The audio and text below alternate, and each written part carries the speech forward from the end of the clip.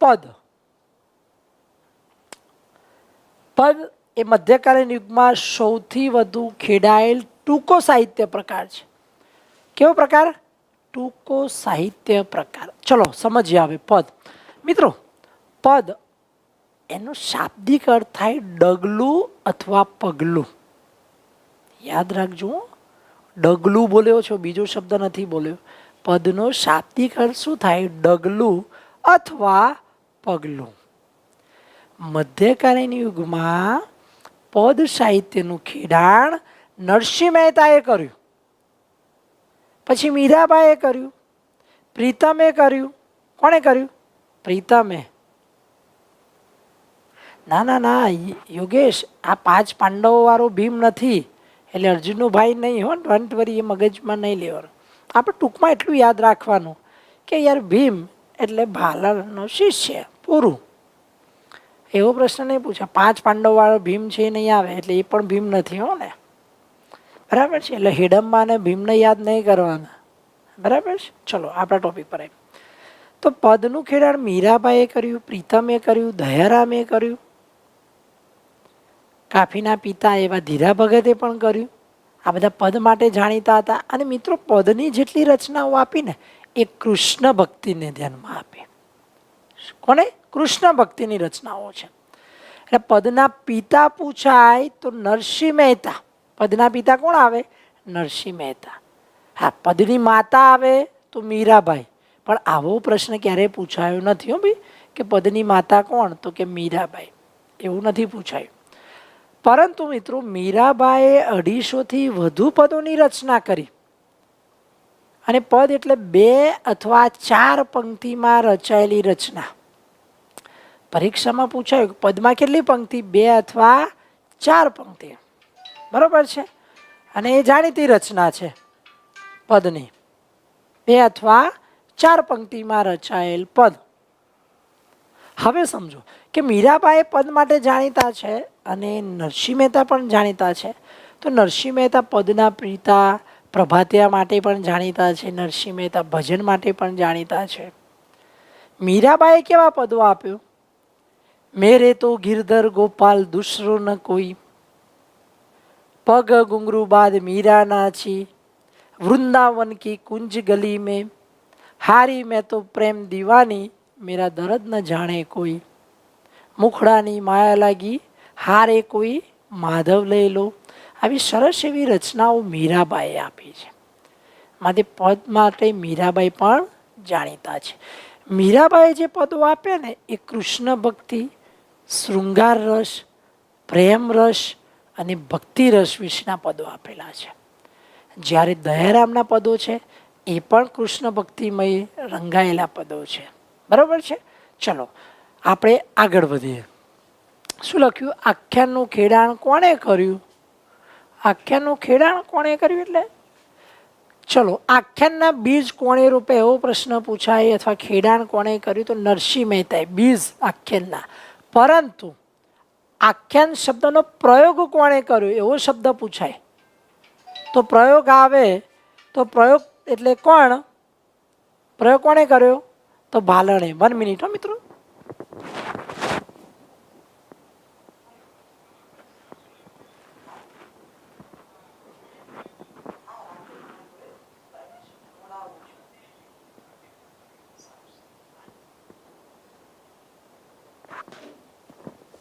ચલો મિત્રો, ખરા ઇલ્મી ખરા શુરા. હા બરાબર છે, કલાપીની વાત છે.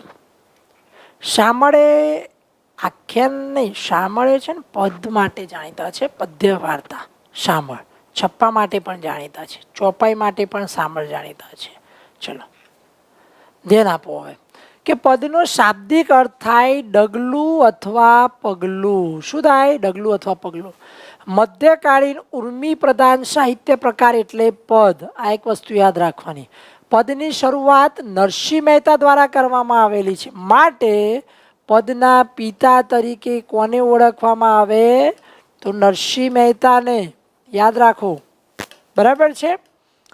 2 અથવા 4 લીટીમાં લખાયેલ સાહિત્ય પ્રકાર એટલે પદ. કેટલી લીટીમાં? 2 અથવા 4 પંક્તિમાં લખાયેલ. મીરાબાઈએ મિત્રો 250 પદો, 2 લાખથી નહીં, પણ આ ખોટું છે, 250 પદો, 250 પદની મીરાબાઈએ સરસ રચના આપી છે. પદના 2 પેટા પ્રકાર છે, જેની શરૂઆત નરસિંહ મહેતાએ કરી. એક પ્રભાતિયા અને બીજા છે ભજન. 2 પેટા પ્રકાર છે પદના. ચલો, જો પ્રભાતિયું નરસિંહ મહેતાનું જાણીતું છે, જાગને જાદવા કૃષ્ણ ગોવાળિયા તુજ બિન ઘેનુમાં કોણ જાશે. સરસ રચના આપી છે નરસિંહ મહેતાએ.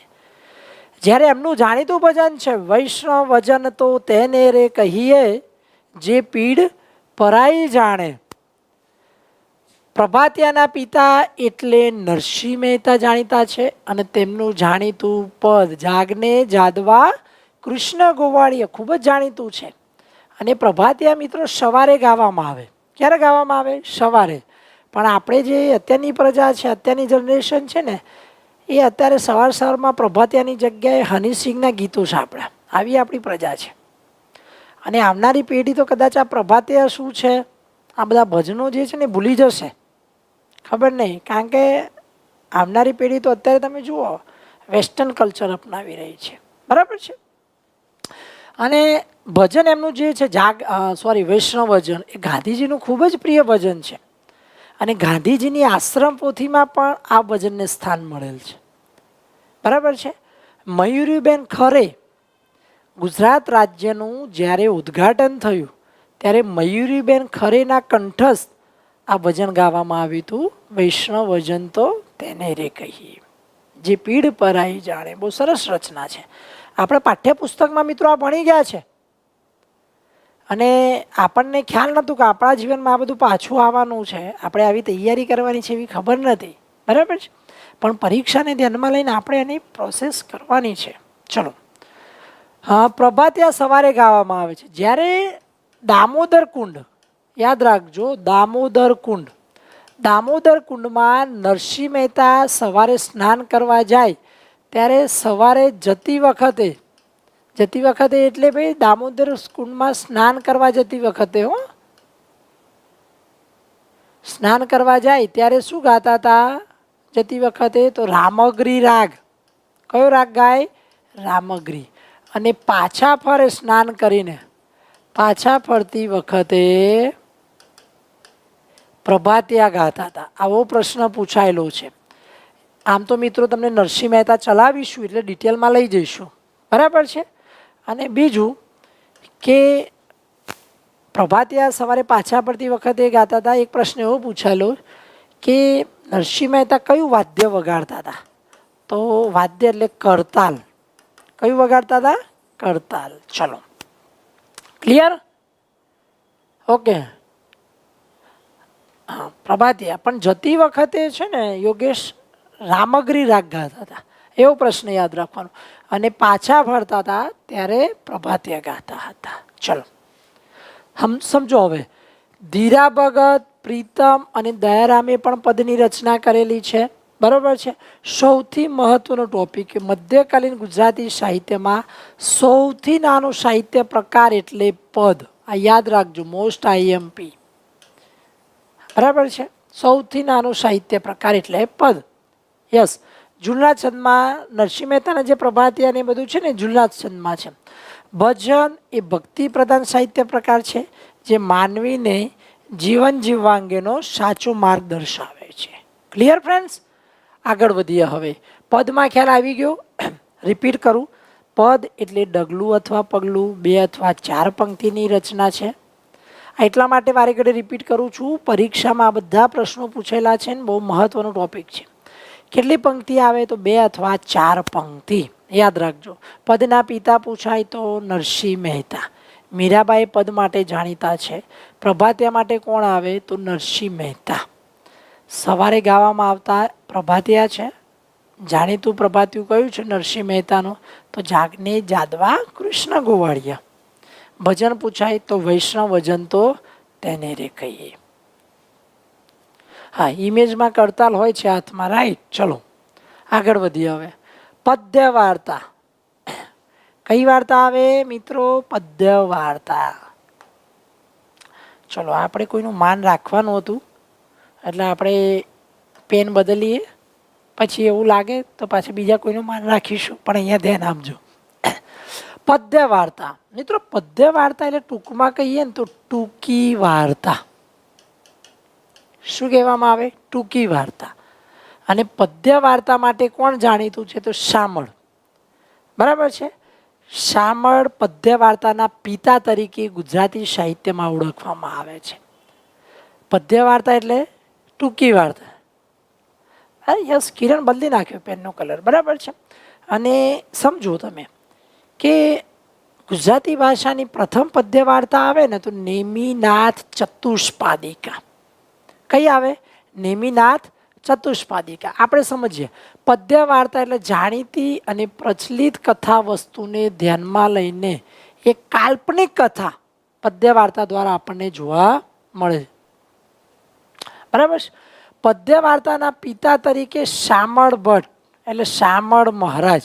આખું નામ પૂછાય તો શામળ વીરેશ્વર ભટ્ટ. યાદ રાખજો. અને ક્યાંના વતની હતા? તો વેગણપુર, એટલે હાલનું ગોમતીપુર, અમદાવાદ. બરાબર છે, યાદ રાખજો. ને ઓળખવામાં આવે છે. પદ્ય વાર્તાના પિતા તરીકે કોને ઓળખવામાં આવે? તો શામળને.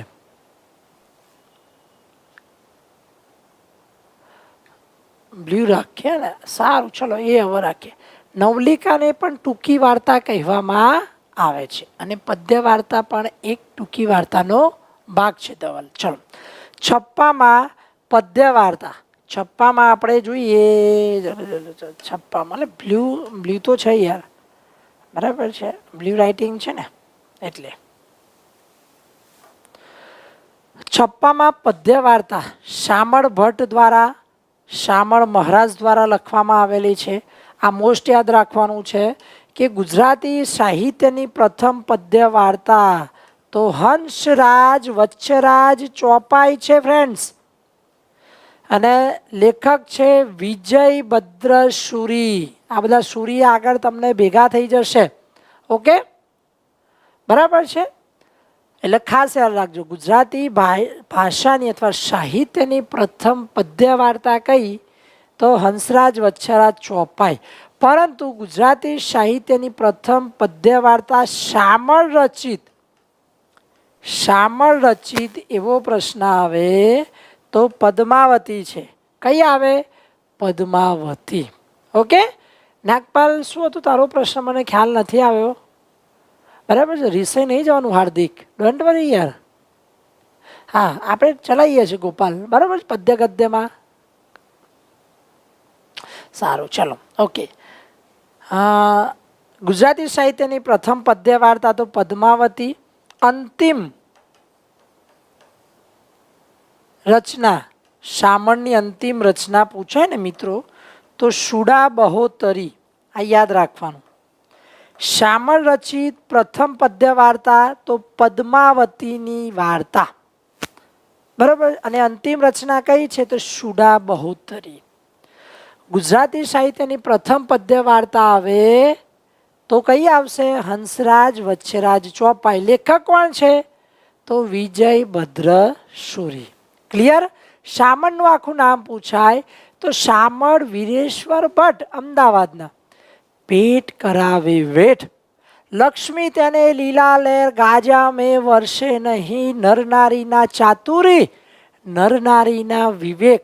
આવી રચના આવે એટલે આ બધી રચના કોણે આપી? તો શામળે આપેલી છે. ક્લિયર? ચલો આગળ વધીએ આપણે. હવે યાર મને પેન ના બદલાવતા હો તમે. કેટલું બધું બદલાય કરાવો છે તમે. સારું લાગે આ બધું? હા, પદ્ય અને ગદ્યમાં કન્ફ્યુઝન છે ને? પિતામાં કન્ફ્યુઝન છે કે માતામાં કન્ફ્યુઝન છે એ આપણે જોઈએ. બરાબર.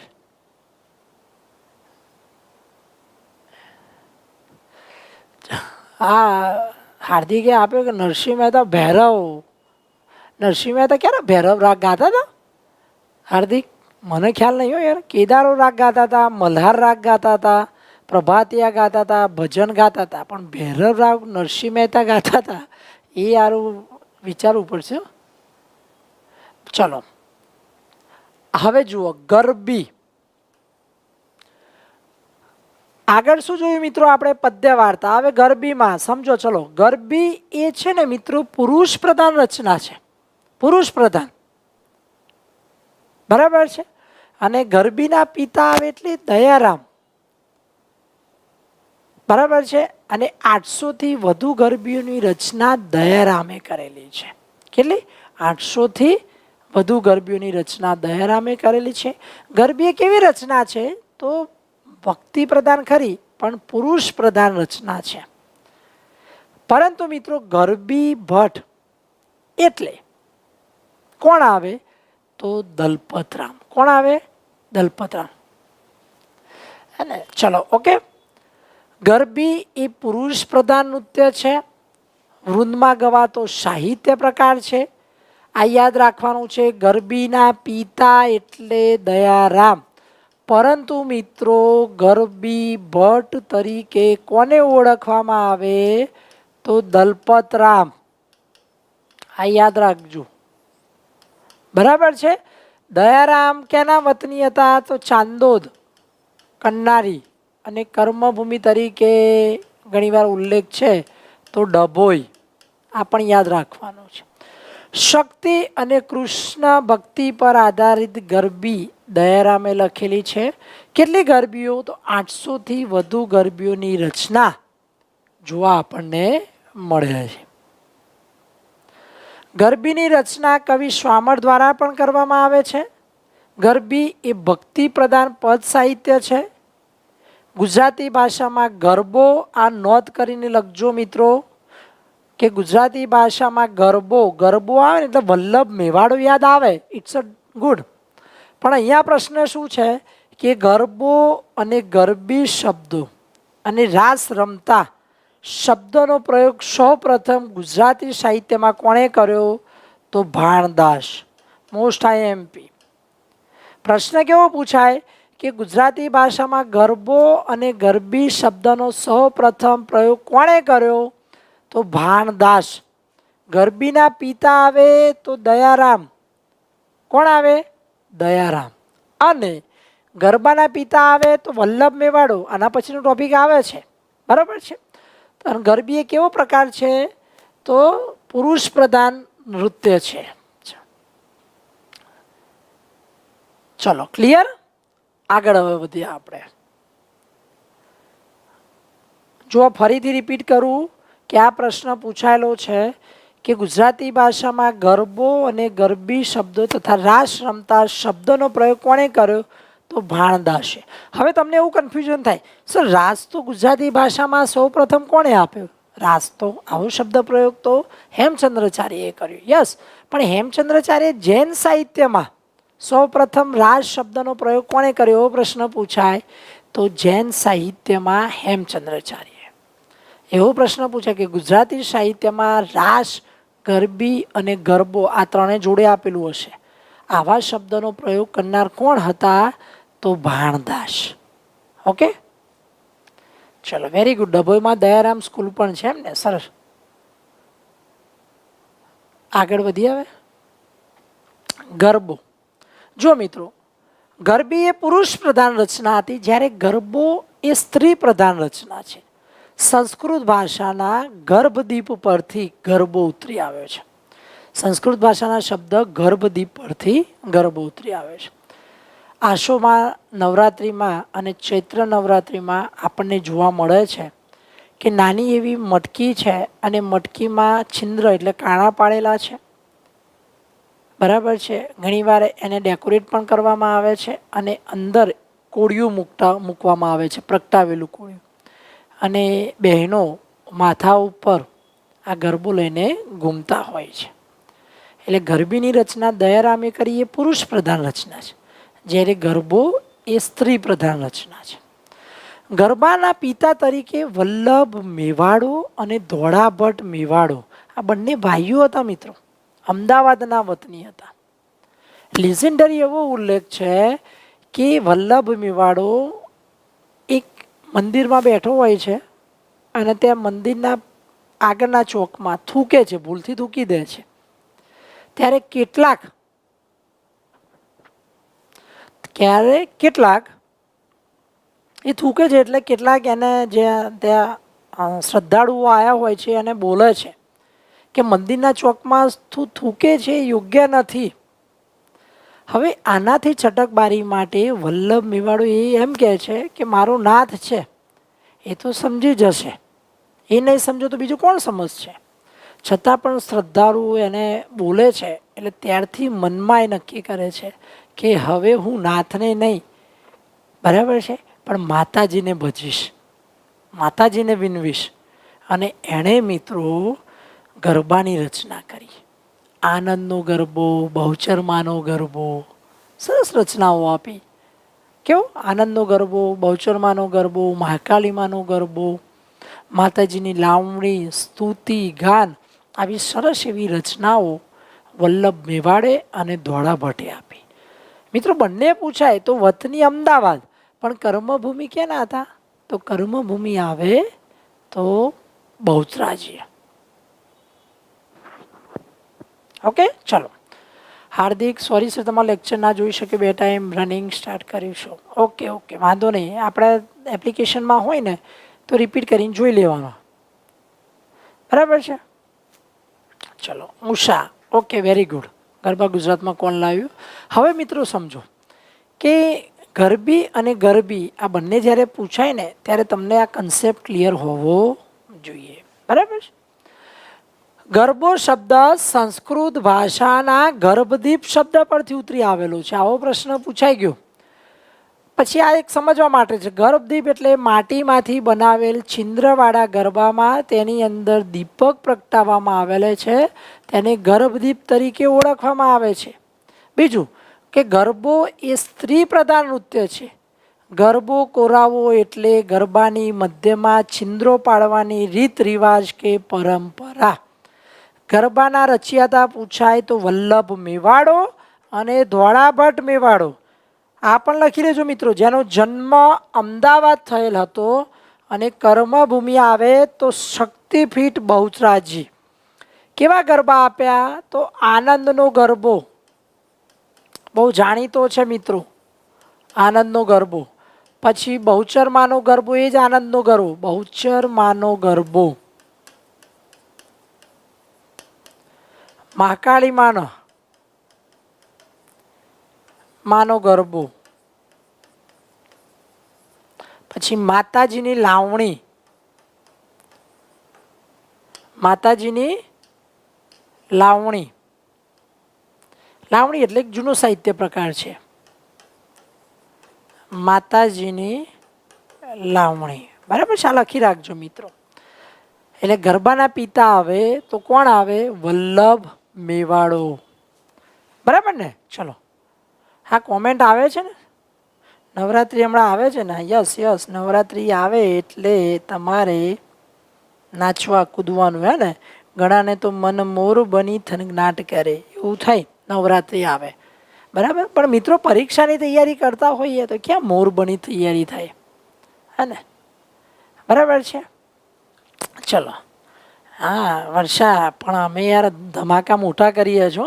તમે ભલે અમને આવું કહી શકો, પણ અમે ધમાકા તો બહુ મોટા કરીએ છીએ, બરાબર છે. ચલો મિત્રો, ક્લિયર. ગરબો અને ગરબી આ બંને વસ્તુને તમારે સમજવાની છે.